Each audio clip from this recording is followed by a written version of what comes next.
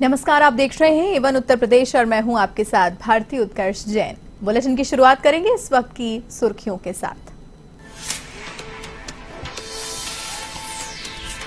PM Modi ने की मन की बात, कहा देश राष्ट्रीय प्रतीकों को पुनः कर रहा है प्रतिष्ठित। शहीदों के योगदान को किया याद, 3 बार यूपी का भी किया जिक्र। बीएचयू के पूर्व छात्रों की तारीफ।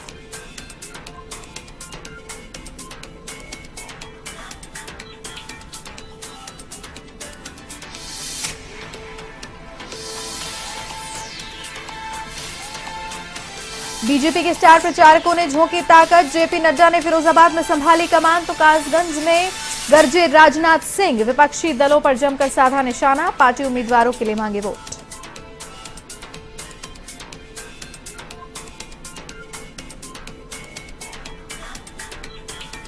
मुख्यमंत्री योगी ने बीजेपी उम्मीदवारों के लिए मांगे वोट। पूर्ववर्ती सरकार पर साधा निशाना, कहा पहले गुंडा राज चलता था, अब जान बचाते फिरते हैं। कोविड अस्पताल का भी किया निरीक्षण।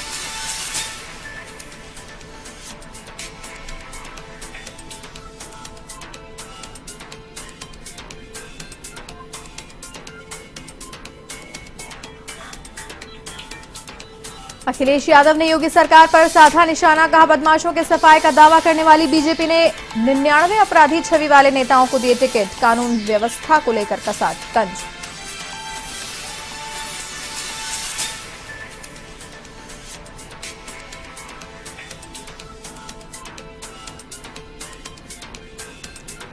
भारत नेपाल की सीमा पर पकड़ा गया नशे का कारोबार। एसएसबी और ड्रग्स विभाग की छापेमारी में पकड़ी गई भारी मात्रा में नशीली दवाइयां। मुख्य आरोपी हुआ फरार।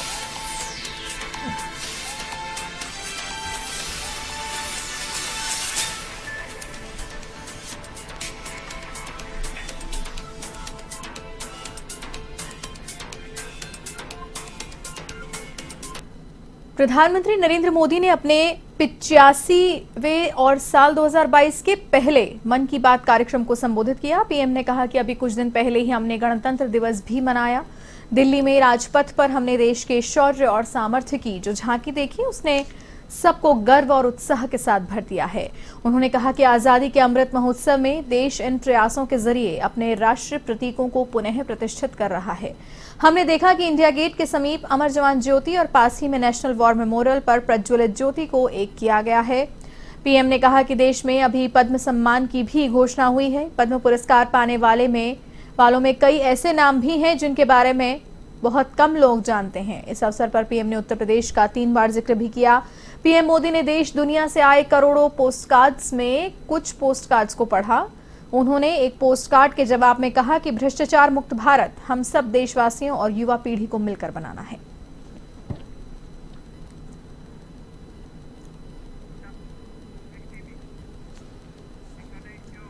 भाजपा के राष्ट्रीय अध्यक्ष जेपी नड्डा सड़क मार्ग से फिरोजाबाद जिले के शिकोहाबाद पहुंचे, जहां जेपी नड्डा का भाजपा कार्यकर्ताओं ने जोरदार स्वागत किया। तो वहीं इसके बाद नड्डा ने भाजपा पदाधिकारियों से मुलाकात की और फिर प्रधानमंत्री से मन की बात कार्यक्रम को सुना।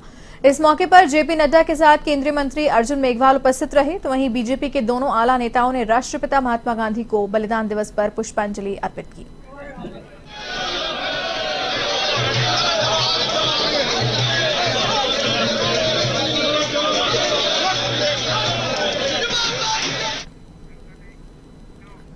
यूपी में विधानसभा चुनाव को लेकर बीजेपी के दिग्गज नेता लगातार जनसंपर्क में जुटे हैं। इसी बीच केंद्रीय रक्षा मंत्री राजनाथ सिंह भी कासगंज पहुंचे, जहां उन्होंने भाजपा प्रत्याशी के समर्थन में जनसंपर्क किया।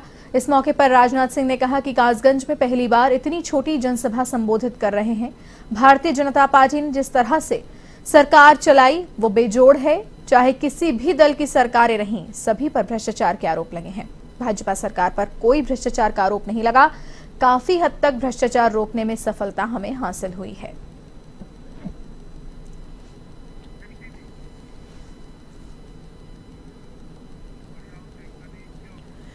यूपी के मुख्यमंत्री योगी आदित्यनाथ ने रविवार को खुर्जा के सूरजमल जटिया कोविड अस्पताल का निरीक्षण करके कोरोना प्रबंधन का जायजा लिया। इस दौरान योगी ने महाराजा अग्रसेन स्कूल में कार्यकर्ताओं को संबोधित किया और भाजपा विधानसभा प्रत्याशी मीनाक्षी सिंह के लिए वोट मांगते हुए विपक्ष पर जमकर निशाना साधा। योगी ने कहा कि पहले की सरकार में गुंडे माफिया मौज करते थे और भाजपा की सरकार में उनके घरों पर बुलडोजर चलता है तो जान की भी भीख मांगते हैं। डबल इंजन की सरकार ने ऑक्सीजन उपलब्ध कराकर लोगों की जान बचाई है। योगी ने कहा कि सरकार की मेहनत से 26 करोड़ कोविड वैक्सीन डोज देने वाला पहला राज्य यूपी बना। कोरोना की तीसरी लहर खतरनाक नहीं, लेकिन सुरक्षा और बचाव जरूरी है।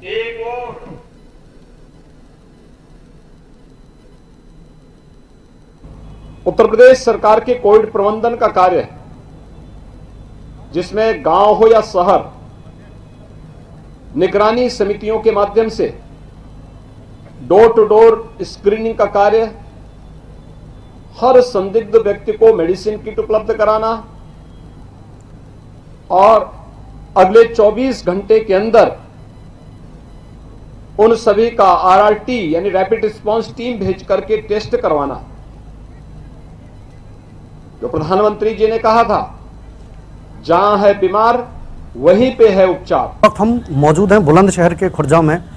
यहां थोड़ी देर पहले जटिया अस्पताल का निरीक्षण करने सीएम योगी आदित्यनाथ पहुंचे हैं। आपको बता दें, जटिया अस्पताल के अंदर कोविड महामारी को लेकर के 100 बेड के लिए तैयार किया गया है। ये हॉस्पिटल यहां कोरोना पीड़ित मरीजों का आसानी से इलाज किया जा सके, इसको लेकर के 100 बेड की तैयारियां की गई हैं। इसका निरीक्षण करने सीएम योगी आदित्यनाथ पहुंचे हैं। उनके निरीक्षण में तमाम सारी सुविधाएं पूरी तरीके से लैस पाई गई हैं और उन्होंने जिम्मेदारियों को लेकर के अफसरों को भी आवश्यक दिशा निर्देश दिए। इसके साथ ही उनसे बातचीत की है।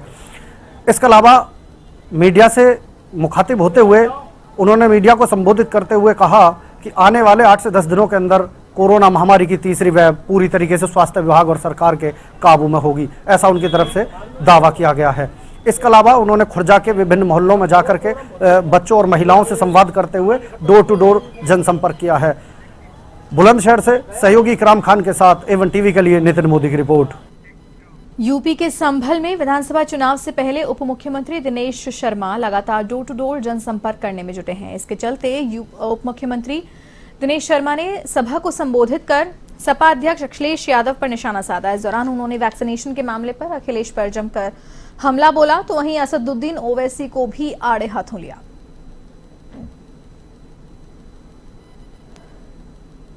ये समाजवादी पार्टी की सरकार के लोग फार्म बना रहे थे और कह रहे थे कि हम जो है मकान फ्री में देंगे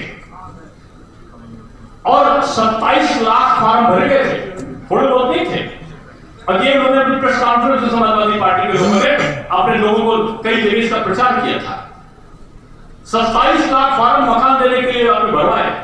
सरकार 5 साल में आपकी आ रही 2700 मकान आप दे नहीं पाए। जब योगी जी और मोदी जी की सरकार आई तो 45 लाख मकान गांवों के और शहरों के। उत्तर प्रदेश विधानसभा चुनाव में कानून व्यवस्था को लेकर भाजपा सपा की सरकार को घेर रही है, तो वहीं अखिलेश यादव भी योगी सरकार को कानून व्यवस्था पर घेरने में पीछे नहीं है। अखिलेश यादव ने ट्वीट करते हुए लिखा कि भाजपा आपराधिक छवि के प्रत्याशियों का शतक पूरा होने में बस एक की कमी। अब तक भाजपा आपराधिक छवि के 99 उम्मीदवारों को टिकट दे चुकी है।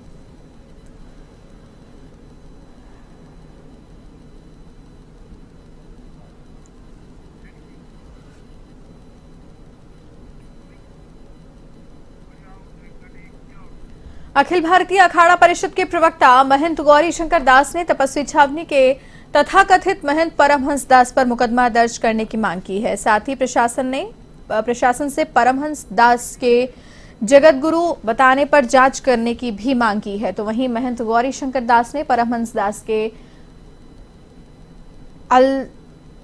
असलहा का प्रदर्शन करते हुए वायरल फोटो की जांच करने की भी मांग की। साथ ही कहा कि साधु संत इस तरीके से असलहा का प्रदर्शन कर फोटो नहीं खिंचवाते हैं।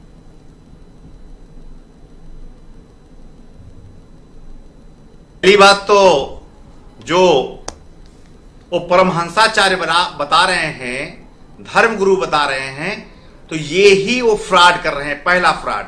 दूसरी बात, कोई भी आचार्य बंदूक या कोई असलहा लेकर के नहीं घूमता है। तीसरी बात, अयोध्या का संत, अयोध्या का जनमानस और देश में हमारे वैष्णव संप्रदाय की उन्होंने नाक कटवाई है। हम प्रशासन से मांग करते हैं कि उस व्यक्ति की तुरंत तत्काल जांच करे। अयोध्या के साधु संतों में समाजवादी पार्टी के मुखिया अखिलेश यादव के प्रति नाराजगी देखने को मिल रही है। दरअसल समाजवादी पार्टी के प्रत्याशियों की सूची में अयोध्या के नाम की जगह फैजाबाद लिखा गया है। साथ ही अखिलेश यादव ने सरकार बनने पर अयोध्या का नाम बदलकर फैजाबाद करने की बात कही थी, जिसे लेकर साधु संतों का कहना है कि अखिलेश यादव को अयोध्या से ही नफरत नहीं है, बल्कि सभी सनातन धर्म और साधु संतों से नफरत है। बढ़ेंगे अगली खबर की ओर। उत्तर प्रदेश की खबरों की ओर आगे बढ़ते हुए अगली खबर की ओर रुख करेंगे। जैसा कि पिछली खबर में हमने आपको बताया कि अखिलेश यादव को भी कई लोग आड़े हाथों ले रहे हैं और जनता का आक्रोश अखिलेश यादव को इस बात को लेकर झेलना पड़ रहा है। अगली खबर का रुख करेंगे। यूपी विधानसभा चुनाव को लेकर पुलिस प्रशासन लगातार सख्त नजर आ रहा है, तो वहीं लखीमपुर खीरी में जगह जगह वाहन चेकिंग की जा रही है, जहां पुलिस और एफएसटी की संयुक्त टीम ने चेकिंग के दौरान एक कार से 14 लाख की नकदी बरामद की। आपको बता दें कि पुलिस ने गोला कोतवाली इलाके के मोहम्मदी बाईपास पर यह कार्रवाई की। फिलहाल पुलिस ने नकदी को जब्त कर आगे की कार्रवाई शुरू कर दी है।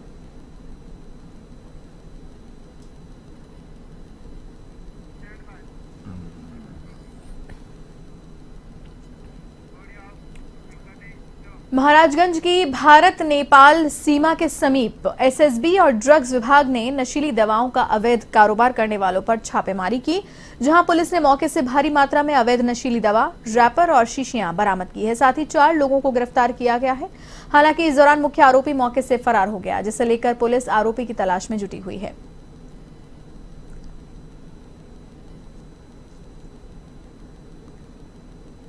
ये देखिए, आगामी विधानसभा चुनाव के दृष्टिगत अवैध शराब एवं मादक पदार्थों की तस्करी पर थाना पुलिस, एसएसबी या अन्य एजेंसियों के द्वारा लगातार कार्रवाई करी जा रही थी। इसी कार्रवाई के क्रम में कल SDM Nichlaul, CO Nichlaul, SSB, drug inspector और ठूठीवारी पुलिस के द्वारा यहाँ पर रेड करी गई, जो अवैध नशीली दवाओं का कारोबार कर रहे थे। तो भारी मात्रा में नशीली दवाएं पकड़ी गई हैं। इसमें 4 आदमियों की गिरफ्तारी करी गई है।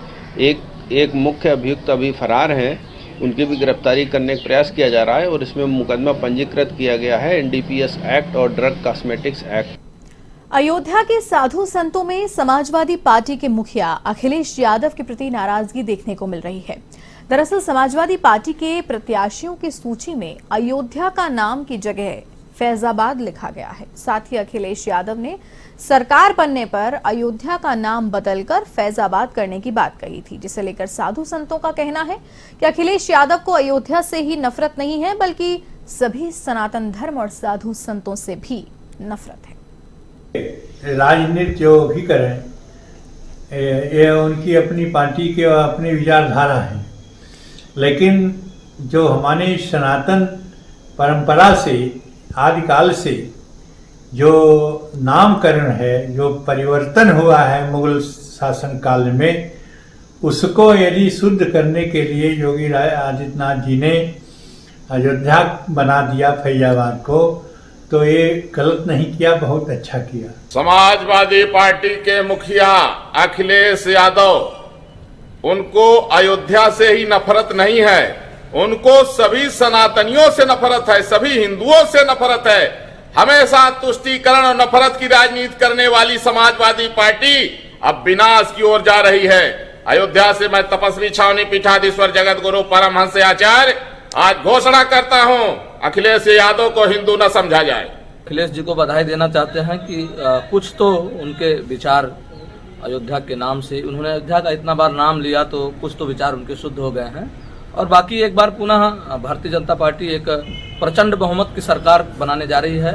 बाकी जो कुछ बची खुची है वो अब शुद्ध हो जाएगी और मुझे लगता है कहीं ना कहीं अगले 5 वर्ष में भगवान के चरणों में अखिलेश जी का भी अनुराग होगा। अयोध्या आएंगे, दर्शन करेंगे।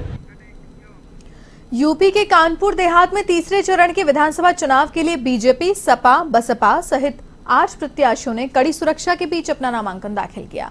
नामांकन कराने वाली सभी पार्टियों के प्रत्याशियों ने अपनी अपनी जीत का दावा किया। आपको बता दें कि कानपुर देहात की चारों विधानसभाओं में कुछ नए चेहरे सामने आने से चुनाव में जबरदस्त टक्कर देखने को मिल रही है। और इस बीच सपा से प्रभाकर पांडे, बीजेपी से राज्य मंत्री अजीत पाल, बसपा से लालजी शुक्ला, शुभम पाल ने नामांकन दाखिल किया है। इसके अलावा प्रतिभा शुक्ला, आरपी कुशवाहा और विनोद पाल ने भी नामांकन दाखिल किए हैं।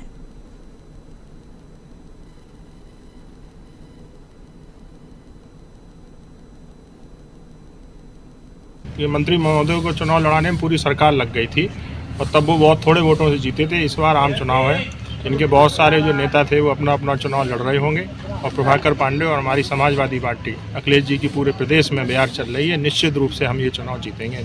बीगड़ क्षेत्र को पूरा रखा जाएगा। अमराट का जो कैनाल 2 का जो काम रुका हुआ है, जिससे सिंचाई की सुविधा बीगड़ क्षेत्र में नहीं है, सबसे पहले हमारी प्राथमिकता ये होगी कि कैनाल पंप का 2 का काम चालू करें। परम आदरणीय अखिलेश जी ने हमारे ऊपर विश्वास करके मुझे प्रत्याशी बनाने का काम किया है। मैं उनको ढेर सारी शुभकामनाएं और उनका आशीर्वाद हमारे ऊपर है। मैं उनको बहुत बहुत धन्यवाद देता हूं, उनका आभार प्रकट करता हूं।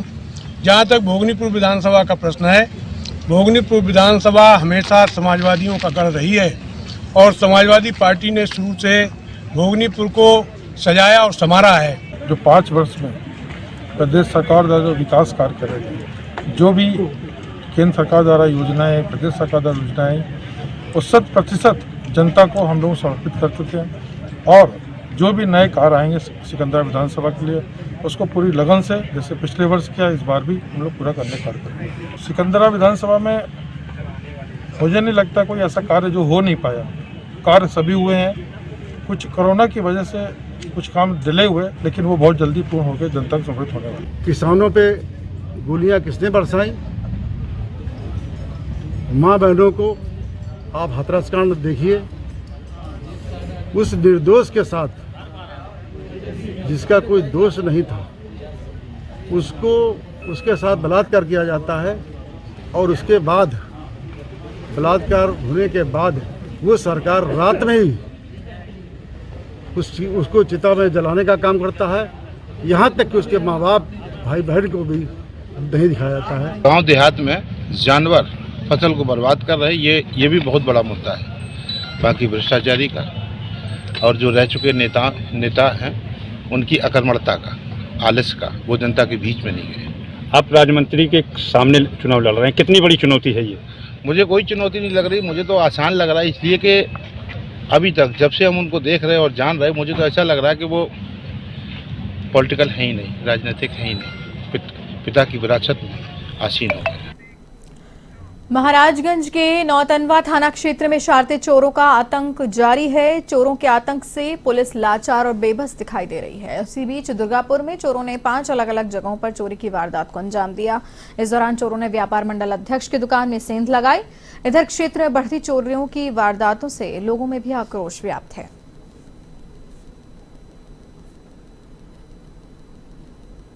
यहाँ दुर्गापुर में हमारी दुकान है, उसको पीछे से वो जंगला तोड़ के सारे हलने की कोशिश किए थे। कोई जग गया होगा, इस वजह से भाग गए। हम लोग कल 100 नंबर पे फ़ोन किए, 112 पे। वो आते आते शाम को आई है और कह रहे हैं दुकान में सोइए। हमारी ज्वेलरी की दुकान है, दुकान में सोए अकेले, कोई आके मारते सारा लेके चलता बने। इसमें पुलिस कुछ कर ही नहीं रही है। जो भी चौराहे पे आ रहे हैं सबका ही हाल है। हम लोग दुर्गापुर में दुकान खोले हैं और हम लोग सुबह गए दुकान खोले तो देखे हमारे फाटक टूटा हुआ था। तो मैं पास वाले भाई को बुलाए और गए, हम लोग देखे कि फाटक टूटा है। उसके 100 नंबर को फ़ोन किया, हम लोग आए 100 नंबर, हम लोग का कार्रवाई नहीं हुआ। उत्तर प्रदेश के महोबा जनपद में एक बेबस पिता न्याय की तलाश में आमरण अनशन करने को मजबूर है। पीड़ित पिता का आरोप है कि पुलिस प्रशासन से कई बार न्याय की गुहार लगाई जाने के बावजूद आज तक उसे न्याय नहीं मिला है। न्याय की फरियाद लगाते हुए उसे तकरीबन 5 साल से ज्यादा का वक्त गुजर चुका है। मामला राठ रोड स्थित मोक्षधाम का है। पीड़ित पिता का आरोप है कि साल 2017 में उसके बेटे को मौत के घाट उतार दिया गया था, जिस पर पुलिस ने मामले को हादसा बताया और फाइल रफा दफा कर दी। ऐसे में उसने कई बार अधिकारियों से मुलाकात कर मामले की जांच की मांग की, लेकिन अभी तक उसे न्याय नहीं मिला है।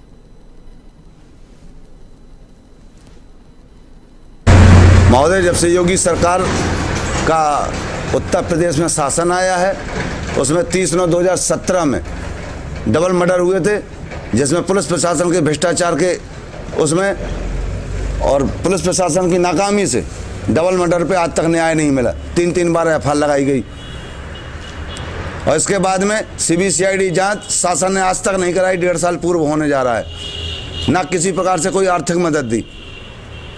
तो जब हमको भूखों मरना है और न्याय नहीं मिलना है तो इसलिए हमने शमशान घाट को चुना है 26 जनवरी गणतंत्र दिवस के दिन। इस बारे में तो हम यही कहेंगे, जब एक समाज सेवी जिसने रात दिन महोबा जनपद में 100 वाहन लेकर के कोरोना काल में रात दिन सेवा की हो और पेशे से पत्रकार भी हैं, उनको ही न्याय नहीं मिल पा रहा, तो इस आम गरीब आदमी को क्या न्याय मिल पाएगा। उत्तर प्रदेश में कोरोना की तीसरी लहर के बीच राहत भरी खबर है। प्रदेश कोरोना के नए मामलों में लगातार कमी दर्ज की जा रही है। बीते 24 घंटे में 8,100 नए कोविड पॉजिटिव पाए गए और इसी अवधि में 12,080 लोग कोरोना मुक्त भी हुए हैं।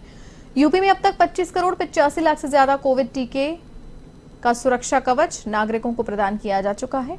18 वर्ष से अधिक उम्र के 99.49% से ज्यादा लोगों ने टीके की पहली डोज प्राप्त कर ली है, जबकि 68% से ज्यादा लोग कोविड टीके की दोनों डोज ले चुके हैं।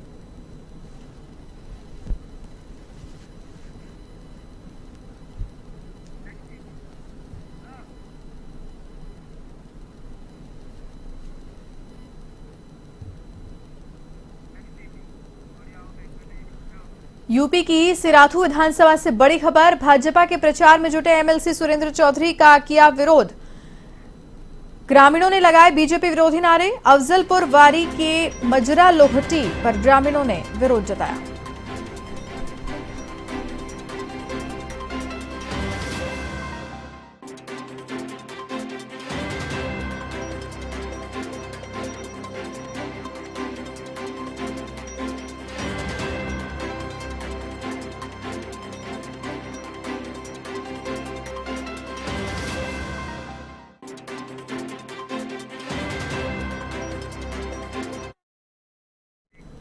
और इसी के साथ इस बुलेटिन में फिलहाल के लिए इतना ही। देश और दुनिया की तमाम बड़ी खबरों के लिए आप देखते रहिए A1 TV।